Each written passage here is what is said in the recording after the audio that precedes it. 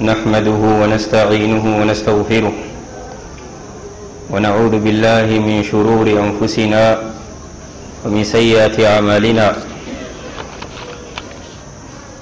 من يهده الله فلا مضل له ومن يضلل فلا هادي له وأشهد أن لا إله إلا الله وحده لا شريك له وأشهد أن محمدا عبده ورسوله صلى الله وسلم وبارك عليه وعلى آله وصحبه والتابعين ومن تبعهم بإحسان إلى يوم الدين. أما بعد فإن أصدق الحديث كتاب الله وخير الهدي هدي محمد صلى الله عليه وآله وسلم وشر الأمور محدثاتها وكل محدثة بدعة وكل بدعة ضلالة وكل ضلالة في النار. اللهم إنا نسألك الجنة ونعوذ بك من النار. وبعد فالسلام عليكم ورحمة الله وبركاته. Après donc avoir loué Allah Tabaraka wa Ta'ala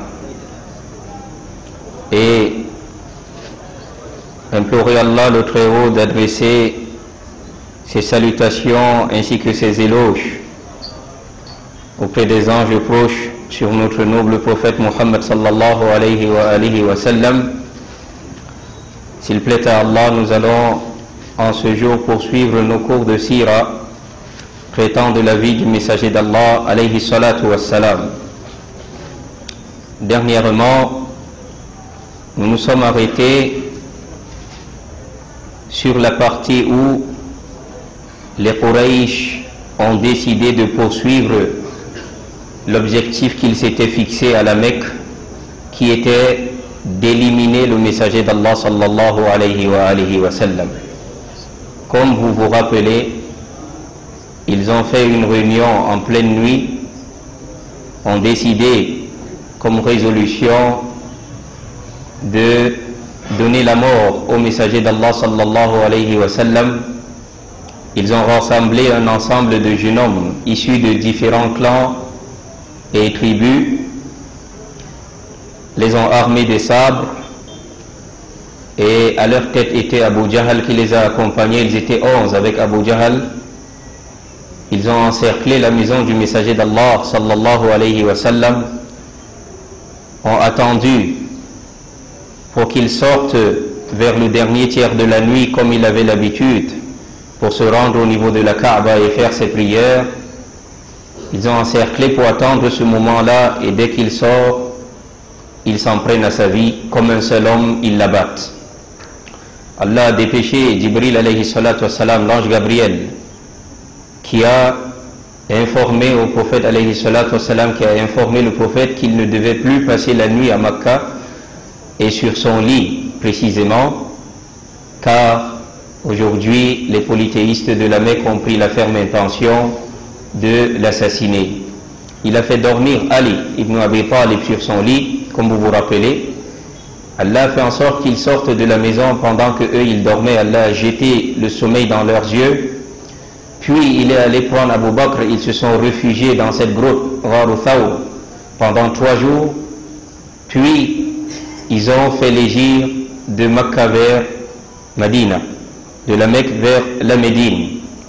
Et à ce moment, quand ces polythéistes les cherchaient, ils ont donné comme prix 100 chameaux pour celui qui rapporte, qui ramène Abu Bakr ou le prophète sallallahu alayhi wa sallam vivant comme mort. Donc vous voyez déjà, il y a cette tentative d'assassinat sur sa personne. C'est pourquoi nous avons toujours expliqué que Jésus a lu le salut et la paix, Isa ibn Maryam. Il n'est pas le seul prophète d'Allah tabaraka wa ta'ala qu'on a voulu s'en prendre à sa vie. Au contraire, tous les prophètes d'Allah tabaraka wa ta'ala, on a voulu les assassiner. Et j'ai rappelé ici le fait qu'on a fait un grand feu pour brûler Ibrahim. Abraham a lu le salut et la paix. Moïse a été poursuivi par Pharaon. Et comme je le dis tout le temps, si Pharaon le rattrapait, ce n'était pas pour jouer avec lui. Également, il y a même des prophètes qui ont été assassinés. Il y a des prophètes qui ont été assassinés justement. Et donc voilà le prophète sallallahu alayhi wa sallam dont on essaye d'assassiner, puis quand ça rate, ils mettent encore 100 chameaux compris afin de galvaniser les mercenaires à se lancer à leur poursuite. Arrivé à Médine, comme nous l'avons vu lors du cours précédent également, il s'est installé, il a bâti une communauté basée sur la fraternité dans la foi, cette foi saine et pure, basée sur le tawhid, et qui s'est matérialisée dans leur comportement. Ils sont devenus comme des frères, tel un seul homme. Allah tabaraka wa ta'ala nous rappelle toujours ce bienfait. Wa'tasimu bihablillahi jami'a, cramponnez-vous tous au câble d'Allah tabaraka wa ta'ala, qui est le noble Al-Qur'an, c'est-à-dire de se cramponner à la véritable religion, à la foi saine et pure, dénudée de toute idolâtrie.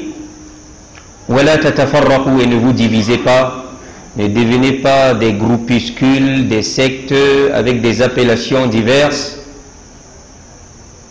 Wala tafarraqu wadhkuru ni'matallahi alaykum. Allah dit, souvenez-vous du bienfait d'Allah sur vous.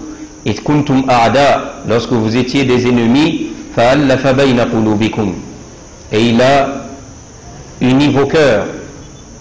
Fa'asbahtum bi ni'matihi ikhwana, et à travers son bienfait vous êtes devenus des frères. Quand on est assis dans une mosquée, on ne regarde plus la race, la tribu, la classe sociale. Tout ce qui compte devant Allah, c'est la taqwa, la piété. On est des frères dans la foi.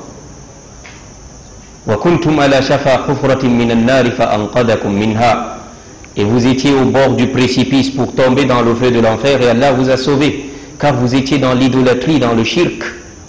Et Allah vous a ramené vers la foi, à tawhid, l'unicité d'Allah tabaraka wa ta'ala. Ainsi donc, comme il a bâti cette communauté, et il a également bâti sa mosquée, nous avons dit que cela a dérangé les Quraysh. Non seulement ils n'ont pas pu l'assassiner, mais où il est allé, il a pu s'installer. Ils ont même voulu instiguer certains de Médine, parmi lesquels Abdullah ibn Ubay ibn Salul, qui est le chef de l'hypocrisie, qu'Allah nous en préserve. Et c'est la grande hypocrisie ici, al-nifaq al-akbar, qui est le fait de dissimuler la mécréance et de laisser apparaître l'islam. Faire croire qu'on est musulman alors qu'à l'intérieur on dissimule la mécréance. C'est la plus grande forme d'hypocrisie, et celle-là, c'est celle qu'Allah parle en disant « Innal munafiqina fi ad-darkil asfali minan nar wa lan tajida lahum nasira » Les hypocrites seront au bas-fond du feu de l'enfer, et tu ne trouveras pas pour eux de secoureurs. Abdullah ibn Ubay ibn Salul. Ils ont même voulu combattre le prophète sallallahu alayhi wa sallam et ses compagnons, vu qu'Abdullah ibn Ubay ibn Salul, on s'apprêtait à le nommer chef de Médine lorsque le prophète est arrivé.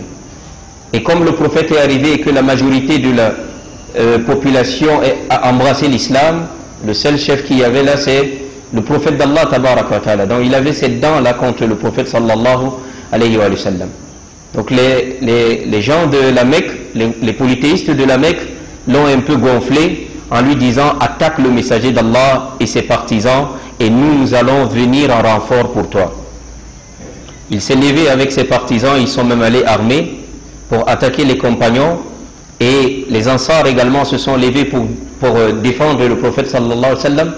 Le messager d'Allah est venu se placer entre eux en leur disant « Vous êtes des frères, n'écoutez pas ce que les polythéistes de la Mecque là vous disent. Eux ils sont bien là-bas, ils veulent vous diviser afin que vous versiez le sang entre vous. » Il leur a parlé et ils se sont calmés. Par la suite, on a dit l'un des compagnons du messager d'Allah, Sa'd ibn Mu'adh, cet illustre compagnon, il s'est rendu à la Mecque pour faire la Umrah. Et comme il allait faire la Umrah, il est descendu chez Umayya ibn Khalaf et qu'il a accompagné auprès de la Kaaba pour faire la Umrah. Et quand il rencontre Abu Jahl était en colère et disait « Vous les gens de Médine, c'est vous qui avez donné asile à ce faible d'esprit. » C'est comme ça, ils insultaient le messager d'Allah de tous les noms. C'est pourquoi en tant que prédicateur, parce qu'on t'insulte, parce qu'on te dit des mots je ne sais quoi, n'ai pas le temps de répondre à ce genre-là. Si c'est à talbis, c'est-à-dire c'est une manière de travestir le faux par le vrai par le faux. Quelqu'un qui vient parler de la religion et il ment, tu as le devoir de sortir pour faire le rad. Pour faire quoi? Pour réfuter cela et dire voilà, voilà, voilà, selon les sources de l'islam, le Coran, la Sunna, la compréhension des pieux prédécesseurs, voilà, voilà, voilà cette question dans l'islam. Mais sinon, si c'est des injures privées, personnelles, on a dit au prophète sallam et à tous les prophètes, on leur a dit Majnoun, c'est un fou, Sha'ir, c'est un poète, Kahin, c'est un charlatan, un devin. Donc il ne faut même pas, on leur a dit qu'ils sont fous. On a dit qu'ils sont soufaha, anu'minu kama amana soufaha. Ils sont des faibles d'esprit, des idiots, subhanallah. Donc que cela ne te dérange pas, quand tu arpentes la véritable voie d'Allah tabaraka wa ta'ala, tu seras toujours attaqué de toutes parts. Ce qu'il faut de toi, c'est quoi? Wasbir sabaran jamila. Endure d'une très belle endurance. Parce que toi, tu leur veux le bien. Ya qawmi mali ad'uukum ila an-najati wa tad'unani ila an-nar. Ô mon peuple, pourquoi est-ce que moi je vous appelle vers le paradis et vous m'appelez vers l'enfer? Tu leur dis seulement comme celui-là a dit, فَسَتَذْكُرُونَ مَا أَقُولُ لَكُمْ. Inch'Allah, vous vous souviendrez de tout ce que je vous dis aujourd'hui là, viendra ce jour-là. وَأُفَوِّضُ أَمْرِي إِلَى اللَّهِ. Et je me remets entièrement à Allah. إِنَّ اللَّهَ بَصِيرٌ بِالْعِبَادِ. Allah est certes clairvoyant sur ses serviteurs. Allah tabaraka wa ta'ala, il a fait comprendre aux sallam wa laqad istuhzi'a bi rusulin min qablika fasabaru ala ma kudhibu. On s'est certes moqué des messagers avant toi, ils ont enduré. C'est pourquoi parmi les premiers versets après Iqra, les versets qui ont suivi, les versets par lesquels Allah envoie le messager d'Allah vers l'humanité, il lui dit wa li rabbika fasbir. Pour ton Seigneur endure, sois patient, qu'Allah nous accorde cette endurance-là. Alors, ils ont voulu s'en prendre à Sa'd ibn Mu'adh en l'empêchant de faire la Umrah. Il a dit à Abu Jahl, si tu même ama wallahi la in mana'tani hada, si tu m'empêches de faire la Umrah, la amna annaka ma huwa ashaddu alayka min. Moi je t'empêcherai ce qui est encore pire pour toi. Comme je l'ai dit, eux ce sont les gens de dunya. Quelqu'un du dunya, ce qui l'inquiète, c'est de faire faillite, c'est de faire des pertes ici-bas. Mais quelqu'un de l'au-delà, ce qui l'inquiète, s'il a raté la prière de soupe, il se lève, l'heure est passée, il peut pleurer toute la journée.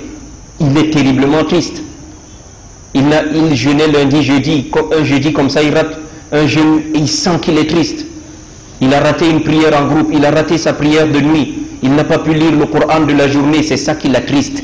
Ce sont ses bonnes œuvres, s'il ne les fait pas, ça l'attriste. Et quand il les fait, ça le réjouit. Et ses péchés l'attristent. Quand il fait un péché, il désobéit à Allah, il est triste pour cela. Voilà ce qui attriste les gens de l'au-delà. Mais les gens du dunya, ce sont les pertes des simples gains de ce bas monde. Alors il a effrayé cette personne en sachant que ce qui est plus important pour eux, c'est leur bien.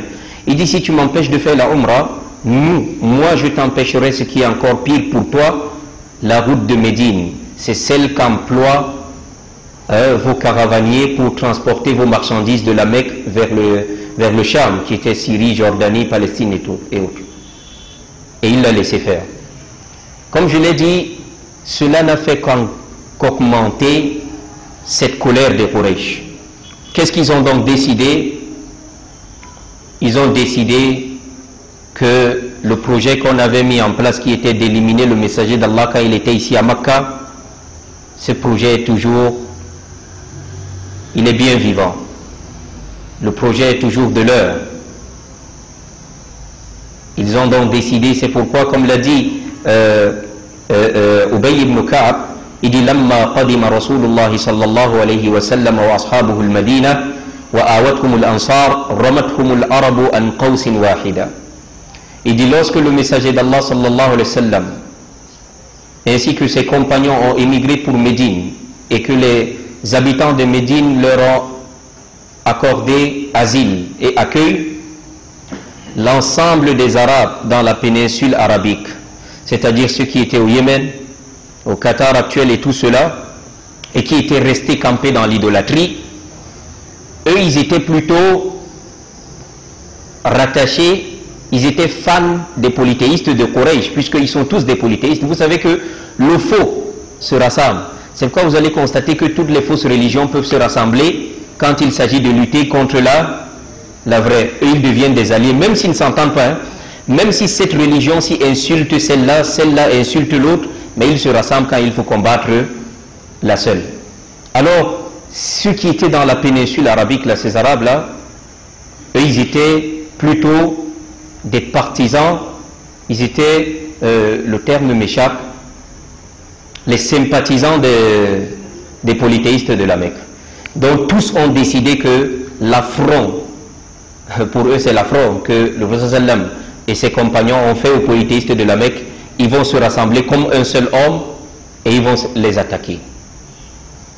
Et écoutez donc, c'est pourquoi Ubay ibn Ka'b dit, lorsque le messager d'Allah et ses compagnons ont émigré pour Médine et que les Ansar leur ont accordé asile, l'ensemble des polythéistes arabes dans la péninsule arabique, c'est comme si d'une seule main ils ont tenu une lance et ont visé le prophète et la communauté.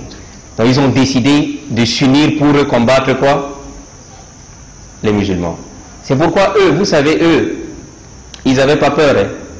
Parce que quand ils entraient dans l'islam, le prophète leur disait, quand vous entrez là, sachez que non seulement vous allez déclarer la vraie religion, la vraie foi, celle avec laquelle Allah a envoyé tous ses prophètes, ce qui signifie que vous allez faire l'ennemi, vous allez vous faire des ennemis. Toutes ces fausses religions vont faire quoi? Vont se braquer, vont s'unir, ils vont faire des alliances contre vous. Vous êtes prêts? Ils ont dit on est prêts. C'est pourquoi lorsque les polythéistes de la Mecque ont fait ce qu'on appelait la coalition, ils ont fait avec les alliés et tout cela, on verra ça, ils ont attaqué le sallam, ils les ont assiégés à Médine pour en finir avec eux. Allah dit وَلَمَّا رَأَى الْمُؤْمِنُونَ الْأَحْزَابَ قَالُوا هَذَا مَا وَعَدَنَا اللَّهُ وَرَسُولُهُ. Quand ils ont vu la coalition de tous ces mécréants contre eux, ils ont dit voilà ce qu'Allah et son messager nous avaient promis. وَصَدَقَ اللَّهُ وَرَسُولُهُ. Et Allah et son messager a dit la vérité. Donc que ça ne vous effraie pas le monde dans lequel vous êtes, cette coalition contre l'islam, que ça ne vous effraie pas. Allah dit وَمَا زَادَهُمْ إِلَّا إِيمَانًا وَتَسْلِيمًا. Cela ne leur a augmenté que la foi et la soumission en Allah tabaraka wa ta'ala. Ça augmente de vous faire comprendre que vous êtes même sur la vérité. Et vous, ce dunya c'est pour eux. On ne se dérange pas. Non, c'est qu'on va mourir tôt ou tard. Et que al-maut il faut amam Allah. Le rassemblement nous attend devant Allah tabaraka wa ta'ala. يَحْكُمُ بَيْنَكُمْ يَوْمَ الْقِيَامَةِ فِيمَا كُنْتُمْ فِيهِ تَخْتَلِفُونَ. Il va certes juger entre vous sur tout ce que vous divergez. Alors ces Quraysh, ainsi que leurs partisans et sympathisants dans la péninsule arabique, ont décidé de poursuivre le projet de retrouver le messager d'Allah sallallahu alayhi wa sallam à la Mecque et d'en finir avec lui. Le messager d'Allah ne dormait plus. En tant que père de famille, il se devait de surveiller sa maison et surveiller sa personne. Il passait toute la nuit à monter la garde, jusqu'à ce que parfois il était très fatigué. Puis une nuit, comme l'imam Muslim le rapporte dans son recueil authentique, Aïcha dit Sahara Rasulullah sallallahu alayhi wa sallam, le messager d'Allah a passé une nuit blanche. Il était très fatigué. Ensuite il a dit Layta rajulan salihan min ashabi yahrisuni al-layla. Si seulement un homme vertueux de parmi mes compagnons pouvait venir monter la garde et m'aider, me permettre de dormir quand même cette nuit. Dès qu'ils ont dit ça, elle dit nous étions ainsi et nous avons entendu les bruits, le son d'une épée dégainée. Le sallam dit qui est-ce? Man hada? Qui va là? Il dit c'est Sa'd ibn Abi Waqqas. C'est l'un des 10 à qui on a promis le paradis alors qu'il était sur la terre. Sa'd ibn Abi Waqqas, retenez bien ce nom-là. Le sallam lui dit ma ja'abi, qu'est-ce qui t'amène à cette heure devant ma maison et portant ton sabre? Il dit waqa'a fi nafsi khawfun ala rasulillah. J'ai ressenti en moi-même de la peur pour le messager d'Allah. Je me suis dit que la vie du messager d'Allah n'est pas en sécurité. Faji'tu ahrisu. C'est pourquoi je suis venu pour le protéger. Le sallam a invoqué pour lui, a invoqué Allah pour lui, puis est allé dormir. Et il continue ici en disant وَلَمْ تَكُنْ هَذِهِ الْحِرَاسَةُ مُخْتَصَةٌ بِبَعْضِ اللَّيَالِي. Cette garde qu'on montait devant la maison du Messager d'Allah n'était pas seulement spécifique à certaines nuits. Au contraire, c'était presque toutes les nuits à cette période-là, vu qu'ils savaient que les mercenaires guettaient le Messager d'Allah. Ils avaient décidé de venir entrer à Médine comme s'ils sont des habitants et trouver la bonne occasion pour eux en finir avec lui, parce que la prime était toujours là pour celui qui l'assassine. Et Aïcha poursuit en disant Kana Rasulullah sallallahu alayhi wa sallam yuhrasu layla. Le messager d'Allah alayhi salatu wa salam était protégé de nuit. Donc on montait la garde devant sa maison chaque nuit, hatta nazal, jusqu'à ce qu'Allah ait révélé le verset Wallahu ya'simuka minan nas. Allah te protégera des hommes. Allah va te protéger contre les hommes. فأخرج رسول الله صلى الله عليه وسلم رأسه من القبة. Le prophète alayhi salatu wassalam a donc sorti sa tête soit de la fenêtre ou de la porte de sa maison, puis il leur a dit Ya ayyuhan nas, ô vous les hommes, insarifu anni, allez-vous-en, faqad asamani Allahu azza wa jal. Vous pouvez vous en aller, vous pouvez aller vous reposer, car Allah m'a pris l'engagement qu'il me protégera. Alors, maintenant, le souci c'est quoi? Le souci s'est aggravé. Vous voulez assassiner un homme et il a des gardes du corps qui le protègent. Il faut d'abord assassiner qui avant lui? Les gardes du corps. Ils se sont dit, vous savez, on ne peut pas en finir avec cet homme tant que ces partisans-là. Donc les musulmans sont là. Ils se sont dit, on en finit. N'importe quel musulman que vous croisez, c'est bon, il faut en finir avec lui. Subhanallah. Donc c'était comme une guerre déclarée maintenant à tous les musulmans établis à Médine avec le prophète sallallahu alayhi wa sallam.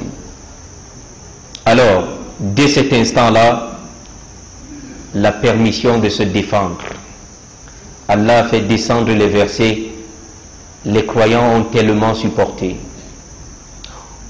Le père de Ammar, de Yasir, oui, Ammar ibn Yasir, son père c'est Yasir, le père de Ammar, et sa mère, Soumayya, ont été les premiers assassinés de parmi les musulmans. On les a torturés quand ils étaient encore à Makkah, en compagnie avec les Bilal et tout ça, avec les Khabbab ibn Arat, lui on tapait sa tête. À Juwayriya, on a également même Abdullah, non pas lui, pas Abdullah ibn Urayqit, comment s'appelle le troisième qui a fait l'hégire avec Abu Bakr? Fuhayr ibn... Vous ne révisez pas beaucoup. Vous ne révisez pas beaucoup. C'est Amir ibn Fuhayra.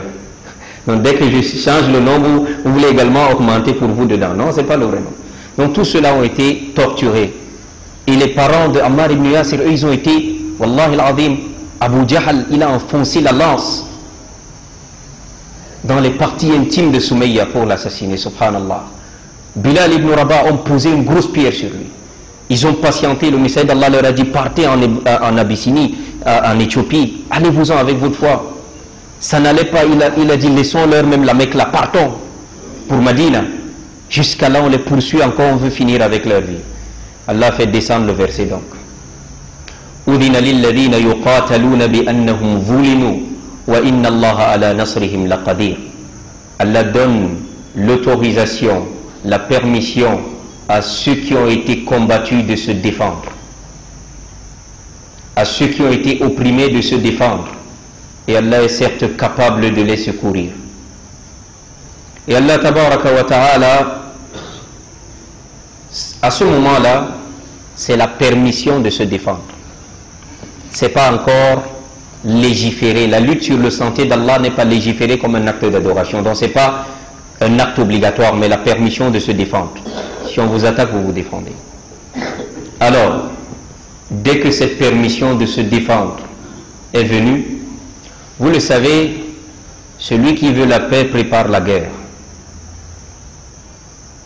Le messager d'Allah sallallahu alayhi wa sallam, il savait que les Quraysh, ces polythéistes de la Mecque, ainsi que leurs alliés de parmi les polythéistes dans la péninsule arabique qui étaient déterminés à l'assassiner lui et à en finir avec le petit groupuscule des musulmans qu'il y avait, c'est-à-dire à tuer encore l'embryon dans l'œuf. Ils savaient que cela était déterminé, mais il fallait poser des actes qu'on peut appeler des actes dissuasifs. Parfois, montre à ton ennemi que tu es aussi armé, que tu n'as pas peur. Ça peut un peu, même si tu n'as pas les armes, qu'il peut croire. Même si tu n'as pas sa force, ça peut le dissuader. Lorsqu'un ennemi constate en toi le courage, la persévérance, il a un peu peur. Alors la première chose que le messager d'Allah a commencé à faire, la permission de se défendre, écoutez bien, Wallahi al-Azim, cet homme, il n'y a rien à redire. Sur tous les plans de la vie, le messager d'Allah, c'était la meilleure créature d'Allah. Il a commencé à poser des stratégies militaires. Puisque ces gens sont décidés à en finir avec nous, et ils ne vont pas s'arrêter, on va faire ce qui va les dissuader. La première chose, il a envoyé les compagnons. Vous saviez, vous vous rappelez qu'il avait d'abord fait des pactes, même avec les juifs habitant à Médine, des pactes de non-agression, et qu'ils vivent chacun dans la paix et qu'ils se protègent mutuellement. Maintenant, il a envoyé premièrement ses compagnons d'aller dans les clans et les tribus qui entourent Médine, de parmi ces Arabes polythéistes qui ne s'étaient pas encore convertis, d'aller signer des traités de paix avec eux. Pourquoi? Parce que tu ne peux pas gérer en même temps l'ennemi extérieur et l'ennemi intérieur. Tu ne peux pas. Ils ont commencé à aller dans chaque tribu et clan qui entoure Médine là, les groupuscules là, aller signer un traité de paix avec eux. Nous ne vous agresserons pas et vous ne nous agresserez pas. Et si les polythéistes de la Mecque se lèvent pour venir nous combattre, vous n'entrerez pas à leur côté pour nous combattre. Et sachez une chose, à cette époque, malgré que c'était l'époque de la Jahiliya, les gens remplissaient les engagements. Hein. C'est-à-dire, la pire des personnes était perçue celle qui ne remplit pas son engagement. Si tu as pris un engagement, tu n'as pas rempli, on va insulter toute ta tribu pendant des siècles en disant les tels n'ont pas de parole. Donc pour eux, c'était même pour l'honneur, ils étaient prêts si on s'engage. Si on s'engage. Beaucoup de ces clans et tribus qui entouraient Médine ont accepté cet engagement. Nous ne vous attaquons pas. Vous ne nous attaquez pas. Vous êtes en sécurité envers nous. Nous sommes en sécurité vis-à-vis de vous. Et vous n'aidez pas un ennemi sur nous et nous on n'aide pas un ennemi sur vous. D'accord. Bon nombre ont fait ce pacte et certains n'ont pas fait. C'est-à-dire, nous partageons la même religion avec les polythéistes là, qui sont restés à la Mecque. S'ils viennent là, nous on va les aider contre vous. Alors, ça c'est la première chose. Établir les traités de paix avec tout ce qui entoure Médine. Pour que lorsque les polythéistes de la Mecque viennent, que cela ne les augmente pas en nombre pour entrer les attaquer. Ça c'est un. Deuxième, le Sallam a envoyé ses compagnons lui étudier complètement la cartographie de Médine.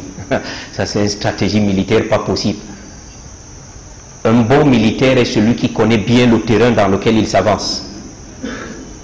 Il a dit, ne laissez pas une vallée, une montagne, une rivière, une piste, sans que vous sachiez vers où ça entre, vers où ça sort. Étudiez-moi très bien Médine. Allahu Akbar. Ils se sont mis à étudier toute Médine.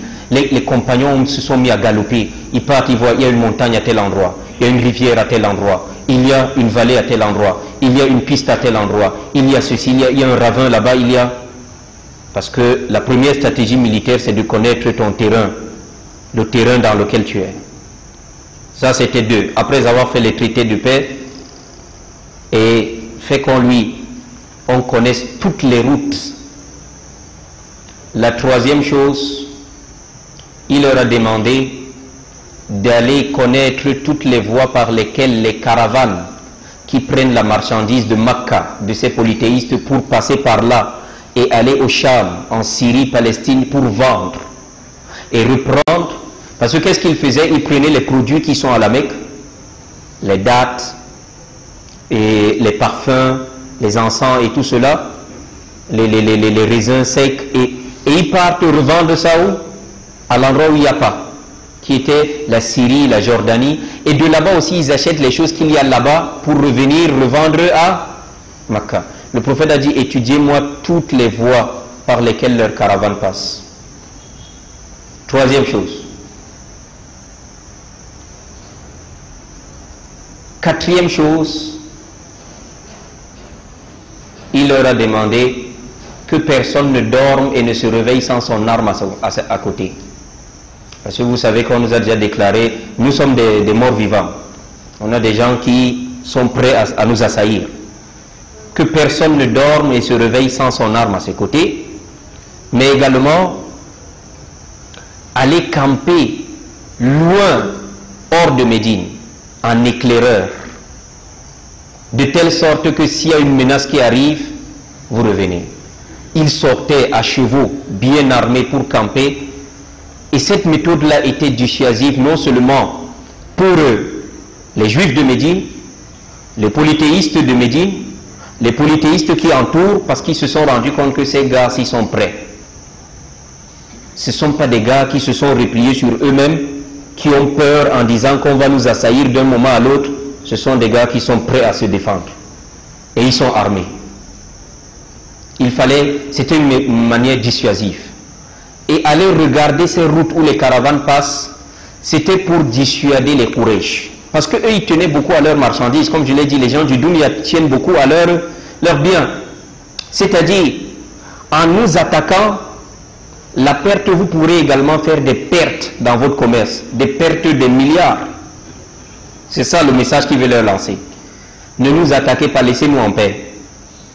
Le Sallam faisait tout ça pourquoi? Pour qu'il ait le temps d'enseigner à ses compagnons. Parce que si vos vies sont menacées, mes frères, s'il y a l'insécurité, les bombes pleuvent sur nos têtes, là même la mosquée ici, on peut venir. On peut faire quoi? Rien. Sans la sécurité, il n'y a pas al-ibada. C'est pourquoi, regardez la dua de Ibrahim alayhi salatu wassalam, quand il arrive, la dua qu'il fait à Makkah, il dit waj'al hadha al-balada aminan, fait de cette cité une cité sûre dans laquelle il y a la sécurité. Et ensuite il dit wajnubni wa baniya an na'bud al-asnam, et éloigne-moi ainsi que mes enfants d'adorer des idoles. Préserve-moi, moi et mes enfants, afin que nous n'adorions pas des idoles. Il a d'abord demandé que la cité soit une cité sûre. Alors il leur fallait la sécurité. C'est pourquoi il faisait ces manières dissuasives pour que les Quraysh comprennent. Le message leur arrive que le prophète est prêt, lui et ses compagnons. Ils ont signé des traités de paix avec ceux qui les entourent, dont ceux-là ne peuvent pas vous aider.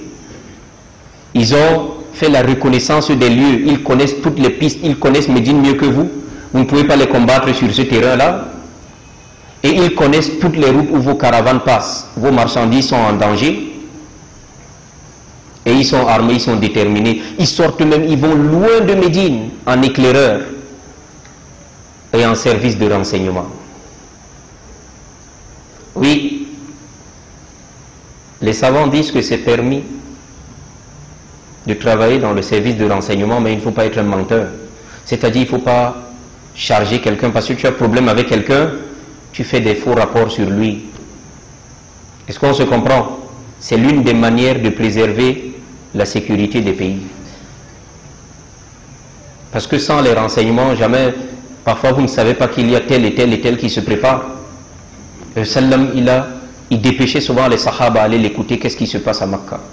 Donc un musulman peut travailler dans ce secteur-là, mais en étant véridique. Hein. Est-ce qu'on se comprend? En étant véridique. Parce que parfois, quelqu'un est dans le renseignement, parce qu'il a des problèmes avec tel, il le charge jusqu'à ce qu'on le taxe même de ce qu'il n'est pas. Est-ce qu'on se comprend? Là, il va vraiment payer. Parce que cette fois-là, ce n'est plus comme si tu espionnais la vie de quelqu'un. Là, l'objectif n'est pas d'espionner la vie de quelqu'un, mais l'objectif est la préservation de la paix. De savoir qu'est-ce qui se passe. S'asseoir dans des carrefours, d'autres sont en taximène, d'autres sont en colboxeur et tout cela, pour savoir qu'est-ce qui se passe et qu'est-ce qui se trame, qu'est-ce qui se prépare. Le Sallam a envoyé donc des éclaireurs. il envoyait des éclaireurs en renseignement. Mais cela ne suffisait pas. Il savait que ça ne pouvait pas suffire. Pour faire quoi? Pour dissuader ces Quraysh-là. Qu'est-ce qu'il a donc commencé à faire? Le Prophète sallam a commencé à envoyer des expéditions militaires sur les routes où ces caravanes passent. On appelle ça Sariya. En langue arabe, Sariya, c'est une bataille dans laquelle le Messager d'Allah sallam n'a pas participé. Et Ghazwa, c'est où lui il a participé, comme Ghazwatul Badr. Mais quand vous entendez Sariya, c'est des expéditions militaires, il a envoyé des Sahaba. Vous le savez, je vous ai parlé de Suhaib al-Rumi ici. Quand il sortait de la Mecque, il a fait fortune à la Mecque, il était très riche. Quand il quittait la Mecque pour la Médine, les polythéistes de la Mecque l'ont barré à la sortie de la Mecque en disant: tu es venu ici, tu étais pauvre, tu as fait fortune à la Mecque, et maintenant tu veux sortir de la Mecque en vidant la Mecque de toute sa richesse. Soit tu restes avec cette richesse, soit tu pars, la richesse reste. Soit les deux même ne partent pas. Il leur a laissé tout ça. Par la suite, quand les Sahaba, les Sahaba se sont installés à Médine, vous savez ce que les polythéistes de la Mecque ont fait? Ils ont dit: c'est eux qui ont fui la terre, non? Ils ont dit qu'ils ont une nouvelle religion, ils ont fui, non? À partir d'aujourd'hui, nous rendons licite tous leurs biens qu'ils ont laissés. Ils ont hérité leur maison, hein? Les cousins du sallam ont hérité sa maison de Makkah, ils se sont partagés ça. On entre dans ta maison, on voit, tu as laissé combien? Le bétail, on prend tout, c'est pour nous. Ils ont fui, ils nous ont laissé la terre. Tu avais un champ, on prend tout. Tu avais le bétail, ils ont pris tous leurs biens. On dilapide toute ta maison. Et pour vous narguer, on passe avec ça sur les chameaux devant vous pour aller vendre ça en Syrie. On passe par Médine. Alors le prophète sallallahu alayhi wa sallam, pour faire comprendre à ces gens-là qui ne blaguent pas et qui sont prêts à se défendre, il a commencé à envoyer ses expéditions, les As-Saraya. La première, c'était Sariyatu Sayf al-Bahr. On l'appelait l'expédition militaire de Sayf al-Bahr, dans le mois de Ramadan, en première année de l'Hégire. Parce que marquez bien, le Ramadan, l'an 2 de l'Hégire, c'est là qu'il y aura la bataille de Badr. Le sallam a commencé à faire quoi? Il dit qu'on lui prend les renseignements sur les caravanes de Quraysh. Qu'est-ce qu'ils font? Ils font le commerce en groupe. C'est-à-dire quand ils rassemblent tous leurs biens à Makkah, les biens d'Abu Sufyan, les biens d'Abu Jahal, les biens de Umayya ibn Khalaf, de Utba ibn Rabi'a, de Al-Walid ibn al-Mughira, et de tous ces gens-là, quand ils rassemblent ça, ils peuvent parfois faire un voyage de 1000 chameaux qui portent ces biens-là, avec l'or et tout ça pour aller vendre. Maintenant, à chaque voyage, on choisit une personne. On peut dire peut-être à ce voyage, c'est Abu Sufyan qui accompagne ça. À tel voyage, c'est Abu Jahal. À l'autre voyage, c'est Umayya ibn Khalaf, ainsi de suite. Quand ils partent avec ces chameaux, ils vendent tous ces produits-là. Ils vendent tous ces produits-là au Cham. Ils reprennent encore les produits du Cham et ils reviennent avec. Est-ce qu'on se comprend? Mais c'était leur bien à tous. C'est comme s'ils se rassemblent tous, chacun apporte ses biens et une seule personne fait le voyage. Mais ils prennent des gens pour protéger, peut-être 40 personnes armées pour protéger la caravane avec leurs biens. Le sallam veut leur faire comprendre qu'ils ne blaguent pas. Non seulement, c'est notre droit même. Ce sont nos maisons que vous avez pillées. Après nous les musulmans qui avons quitté Makkah. Et vous allez passer avec ça pour aller revendre. Donc nous avons même le droit de récupérer. C'est nos biens. Qu'est-ce qu'il fait? Il envoie Sariyatu Sayf al-Bahr. Comme je vous ai dit, quand on dit Sariya, ça signifie que le prophète n'est pas dedans. Il envoie la première expédition au mois de Ramadan. Et Ammara Rasulullah sallallahu alayhi wa sallam ala hadihi Sariya Hamza ibn Abdul Muttalib. Le Rasul sallam a nommé comme commandant des troupes pour cette expédition Hamza, son oncle paternel Hamza. وَبَعَثَهُ فِي 30 رِجَالًا مِنَ الْمُهَاجِرِينَ. Allahu Akbar. Il a envoyé en compagnie de 30 hommes. Et tous étaient des muhajiroun, les gens de Makkah. Vous savez pourquoi il ne prenait pas les gens de Madina? Le pacte qu'il avait lui et les gens de Madina, les Ansar, quand ils lui ont demandé de revenir vers Médine pour qu'il le protège, c'était de le protéger dans Médine. Est-ce qu'on se comprend? Pas hors de Médine, dans Médine. Ça c'est un. Deuxièmement, il ne faudrait pas aussi que les gens de Médine disent qu'il est venu, maintenant quand c'est pour les tâches où on pourrait se faire tuer, il nous envoie nous, mais ses frères de Makkah, il les garde. Chaque fois qu'il envoyait des gens, c'était des gars de Makkah, les Muhajiroun. 30 hommes à la tête desquels Hamza ibn Abdul Muttalib.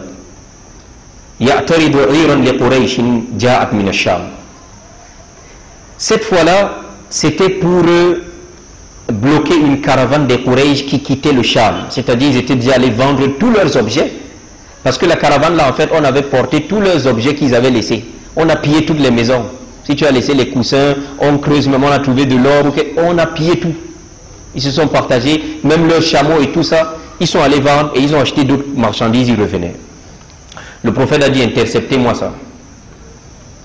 Et vous savez, les ennemis de l'islam, ils disent que le sallam était un coupeur de route, subhanallah, qui coupait les marchandises des gens.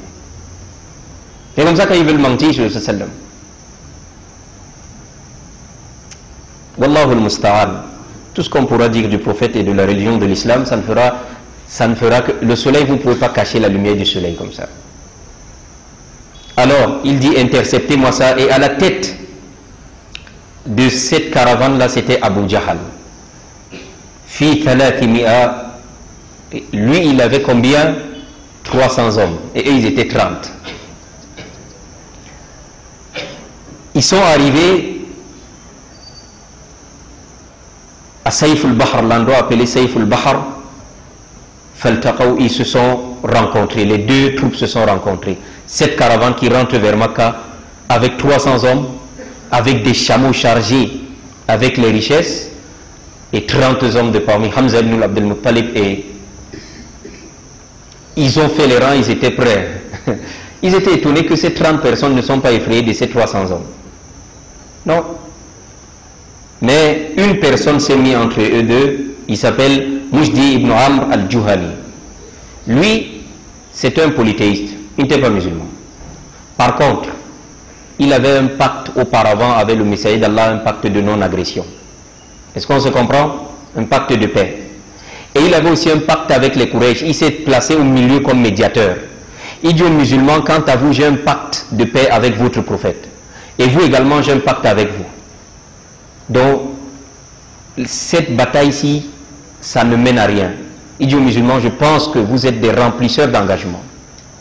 Ainsi, s'est interposé et il n'y a pas eu la bataille. Ils sont rentrés, ils ont dit au messager d'Allah sallam, il n'y a pas eu cette bataille-là cette fois-là. Alors, deuxième fois, le messager d'Allah, c'est toujours comme je vous dis, il faut dissuader ces Quraysh de penser même à venir dire qu'ils vont les tuer. Ils mettent à mal d'abord leurs marchandises, il faut les occuper avec autre chose. Entre-temps, le messager d'Allah enseigne la religion, la da'wa continue, et il envoie les compagnons dans des contrées et dans des villages aller enseigner la religion.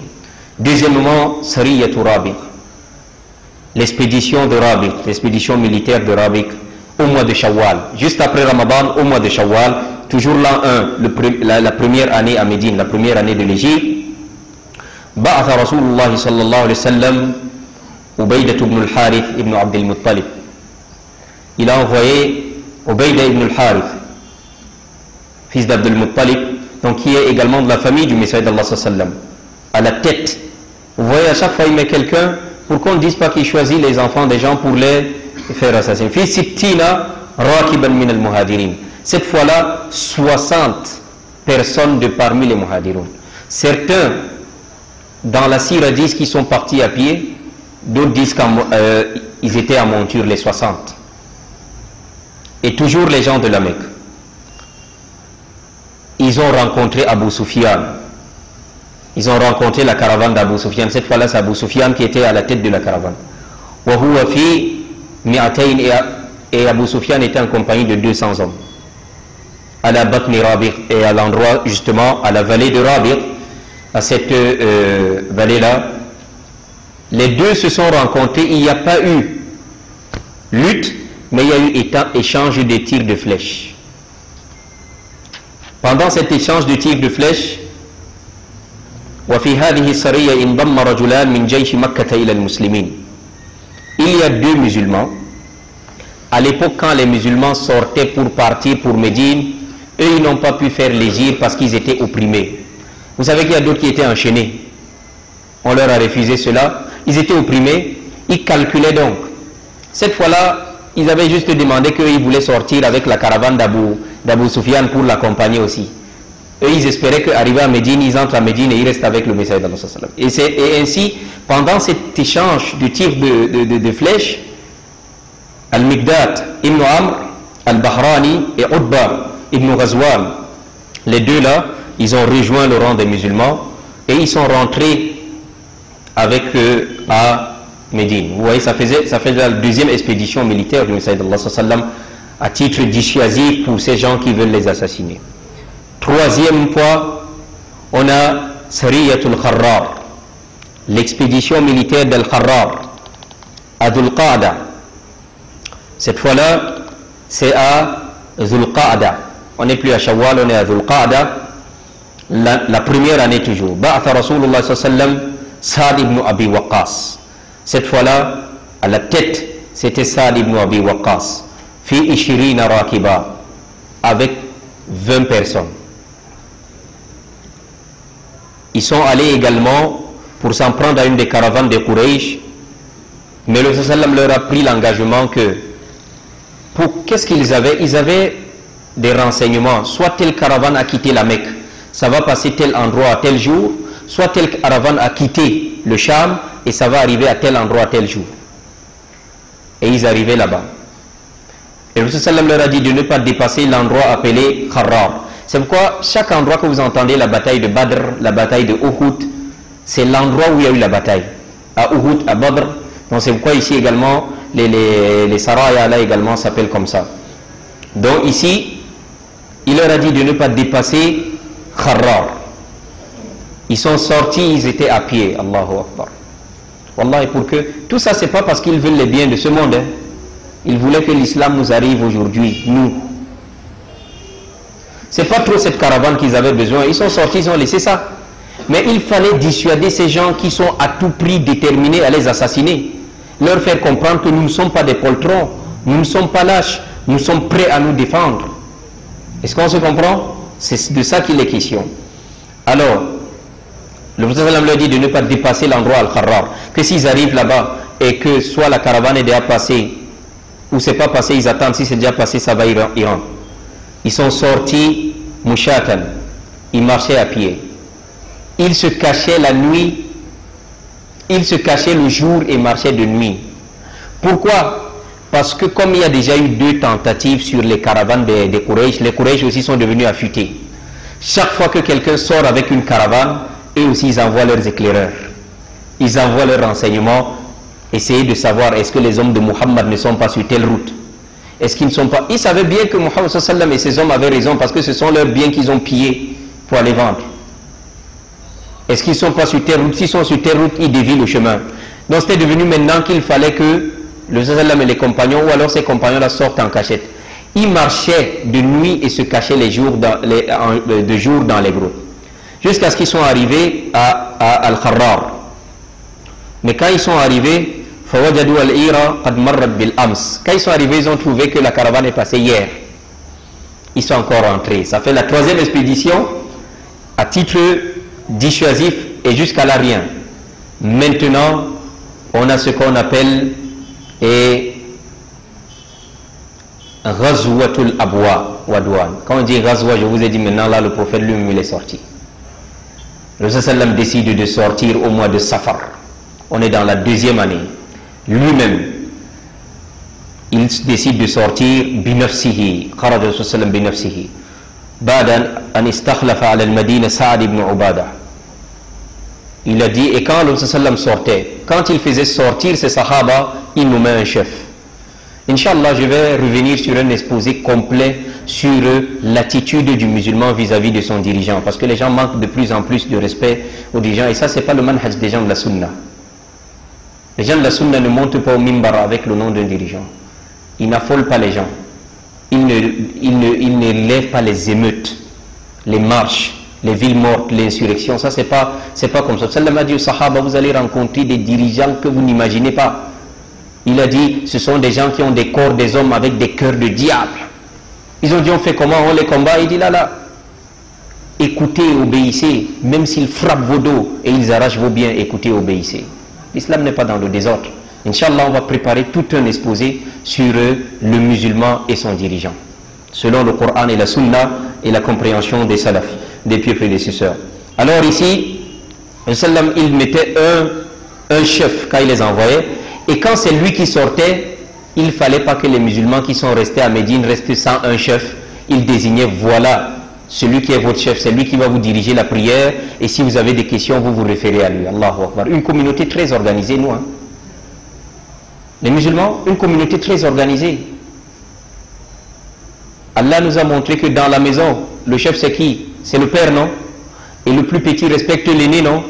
Dans la mosquée, vous suivez l'imam, vous ne partez pas avant lui, vous ne faites pas au même moment que lui, mais vous le copiez. L'islam nous a appris tellement à respecter l'autorité. Inch'Allah, on verra, bi'idnillah. Alors, le sallam est sorti et il a désigné à Madina Saad ibn Ubada pour le remplacer à Madina. Et lui, il est sorti à la tête fi sab'ina rijalan, à la tête de 70 hommes. Min al-muhajirin. Encore les muhajirun, que les gens de la Mecque, que ses compagnons de la Mecque. Ceux de Médine, il ne les touche même pas, jusqu'à présent. Ils sont sortis pour aller rencontrer une caravane des Quraysh. Mais ils sont arrivés, falam yalqa kaydan, ils ont trouvé également que la caravane avait dévié de chemin. Est-ce qu'on se comprend? Et également, après cela, et on dit, et ça c'est la première bataille que le sallam est sorti lui-même. Mais il n'y a pas eu de bataille. Puis il y a ce qu'on a appelé Ghazwatu Buwat. Cette fois-ci encore il est sorti. Fi shahri Rabi'il Awwal. Dans le mois de Rabi'ul Awwal. On était à Safar tout à l'heure, Rabi'ul Awwal. Le sallam est sorti à la tête de 200 hommes, min ashabihi, pour chercher encore une caravane des Quraysh. Et qui était à la tête de cette caravane? Umayya ibn Khalaf, celui qui a torturé Bilal. Et lui également, il avait avec lui 100 hommes. Vous vous rendez compte, le sallam a 200 hommes. Lui, il a 100 hommes. Même quand ils sont inférieurs en nombre, même il ne les peut pas. Combien de fois? Lui, il a 100 hommes. Wa alfan wa khamsumi'a ba'ir. Subhanallah. On parle de 2500 chameaux qui portaient de la marchandise. Vous imaginez la valeur de cette marchandise? Comme je vous ai dit, ils rassemblaient tous leur argent pour qu'une personne sorte avec. Et également, même celle-là, ils n'ont pas pu. Les autres également, ils avaient des éclaireurs. Est-ce que Muhammad est en route avec ses compagnons? Est-ce que Muhammad est en route avec ses compagnons? Mais c'est vous qui avez dit que vous allez l'assassiner. Vous avez payé les mercenaires. Maintenant, vous avez me demandé que, bon, comme il a les gardes du corps, commencez d'abord par assassiner les gardes du corps, donc finissez avec les musulmans à Médine. C'est vous qui avez décidé. Maintenant, il vous montre qu'il n'a pas peur. Il est prêt. Il veut se défendre. Parce qu'Allah lui a donné la permission de se défendre.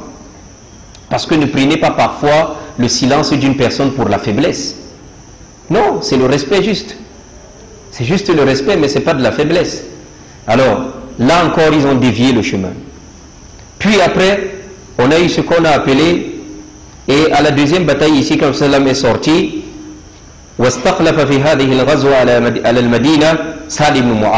cette fois-ci, c'est Sa'd ibn Mu'adh, celui qu'Abu Jahl voulait empêcher de faire la Umrah là. C'est lui que le sallam a laissé comme chef à Médine. Il y a après ça, Ghazwatu Safwan. Toujours dans le même mois de Rabi'ul Awwal, il y a un polythéiste là, appelé Kurz ibn Jabir. Qu'est-ce qu'il a fait? Il y a des gens de Médine qui sont sortis avec leur bétail. Vous savez, le berger part toujours pour chercher le pâturage. Ils sont sortis de Médine avec leur bétail. Et Kurz ibn Jabir les a attaqués avec certains hommes. Voilà donc les vrais coupeurs de route, les Arguina. Ils les ont attaqués, ils ont pris leur bétail. Ils ont même blessé certains parmi eux. Comme ils étaient armés, le berger, eux, ils ne sont pas... Ils sont sortis juste avec leur bétail. Et ceux-là, ce polythéiste-là les a attaqués avec son groupe et ils ont pris le bétail. Quand ces gens sont rentrés, quand ils ont dit, puisque le messager d'Allah a pris l'engagement aux populations de Médine que vous nous protégez, on vous protège. Comme il avait un traité de protection avec ces gens-là, il a décidé de prendre encore 70 de ses compagnons, qu'ils sortent pour aller récupérer ce bandit qui a arraché le bétail de ses habitants de Médine. Ils les ont poursuivis, mais ils n'ont pas pu le rattraper. Et à l'heure là également, il avait mis à Medina Zayd ibn Haritha, qu'il avait nommé à Medina. Maintenant, l'une des dernières batailles, ou alors l'une des dernières expéditions militaires avant celle de Badr, Ghazwatu Dhil Ashira. Marquez bien ce nom. Cette caravane qu'ils sont sortis et ils ne vont pas la rencontrer, c'est elle, à son retour du Sham, avec Abu Sufyan, qui sera la cause de la bataille de Badr. Au mois de Jumad al-Oula, et également Jumad al-Akhira, le sallam est sorti avec 150 personnes. On parle dans d'autres versions de la Sira avec 200, de parmi les muhajiroun encore, ceux de la Mecque. Il n'a obligé personne, parce que vous savez que l'ordre du messager d'Allah doit être obéi. Mais il n'a pas donné l'ordre. Il a dit ceux qui veulent viennent avec lui et ceux qui ne veulent pas restent. Ils étaient allés chercher quoi? Une caravane encore, et ils avaient eu l'information qu'elle a quitté la Mecque. Avec les biens des Quraysh, en tout cas avec leurs biens que ces Quraysh avaient dérobés. Le sallam est arrivé à Zal Ashira et il a trouvé que la caravane était passée déjà depuis quelques jours. Et il dit وَهَذِهِ هِيَ الْعِيرُ الَّتِي خَرَجَ لِطَلَبِهَا حين رجعت من الشام فصارت سببا لغزوة بدر الكبرى. C'est celle-là donc qu'il va garder, il va demander qu'on lui cherche bien l'information. Quand elle va quitter le Sham pour revenir, c'est celle qui va vouloir intercepter. Et là, ça sera la cause de la bataille de Badr. Comme je vous ai dit ici, le messager d'Allah est dans une logique non seulement de faire comprendre à ces polythéistes qu'il n'a pas peur d'eux. Deuxièmement, de récupérer leurs biens que ces gens ont pillés. Troisièmement, de poser des méthodes, des manières dissuasives pour ces gens-là. Pour se dire que vous pourrez perdre beaucoup. Vous, je sais que vos marchandises, c'est ce qui vous tient à cœur. En cherchant à nous tuer, vous pourrez perdre beaucoup de vos marchandises. Alors, cette fois-là également, ils n'ont pas eu. Et, Inch'Allah, je pense que nous allons nous arrêter là. Il y a eu ce qu'on a appelé Sariyatun Nakhla. Cette fois-là encore, c'est une expédition. Le messager d'Allah n'est pas sorti. On est au mois de Rajab. Il reste Sha'ban et Ramadan. C'est à Ramadan là que la bataille de Badr a lieu. On est à l'an 2. Au mois de Rajab, le prophète sallallahu alayhi wa sallam ba'atha Abdullah ibn Jahsh al-Asadi. Le sallam a envoyé Abdullah ibn Jahsh al-Asadi. Allahu Akbar. La manière dont même il l'a envoyé, le messager d'Allah a fait un écrit. On a fait un écrit, le sallam a fait qu'on écrive. Il a roulé, on a attaché. Il a donné à Abdullah ibn Jahsh. Il dit, vous prenez telle direction. Soit vous prenez le nord, soit le sud, soit l'est, soit l'est. En tout cas, vous prenez telle direction. Vous chevauchez pendant 2 jours sans vous arrêter. Et vous ne lisez pas la lettre. Après 2 jours, l'endroit où vous arrivez à 2 jours, tu ouvres cette lettre et tu lis ce qu'il y a dedans. Et vous faites ce qui est écrit dedans. Allahu Akbar. Jahsh est sorti avec 10 hommes. Ils ne sont pas partis combattre. Le sallam les a donné une consigne. On était dans le mois sacré, c'est le mois de Rajab. Et depuis l'époque de la Jahiliya, ils savaient que les mois sacrés, c'est le mois dans lequel il n'y a pas de combat. C'est les mois où chacun peut rouler en sécurité. Même les tribus, là, ils arrêtaient de se battre. Allah tabarak wa ta'ala a dit, Allah dit, Minha arba'atun hurum, 4 mois sont sacrés. Ce sont lesquels? Zulqada, Zulhijja, Al-Muharram et le mois de Rajab. C'était dans le mois de Rajab. Ils ne sont pas sortis pour... Ils n'étaient même pas armés. Et en plus, ils sont sortis pour prendre une information. Ils sont marchés 2 jours, comme le sallam leur a dit, sans s'arrêter. Arrivés 2 jours donc, ils ont ouvert la lettre et il a vu que le messager d'Allah sallam a écrit « Idha nadarta fi kitabi hadha famdi hatta tanzila nakhla bayna Makkata wa Ta'if » Sallam lui a dit, lorsque tu liras cette lettre, continue ton chemin jusqu'à ce que tu arrives à la vallée de Nakhla. Rappelez-vous, lorsqu'on fait ici, quand le prophète est allé à Taïf et qu'on l'a lapidé avec des pierres, puis il est ressorti de Taïf, vous vous rappelez, il s'était arrêté où? À Nakhla, Wadi Nakhla, cette vallée appelée Nakhla. C'est où il priait et Allah a délégué des djinns qui l'ont entendu.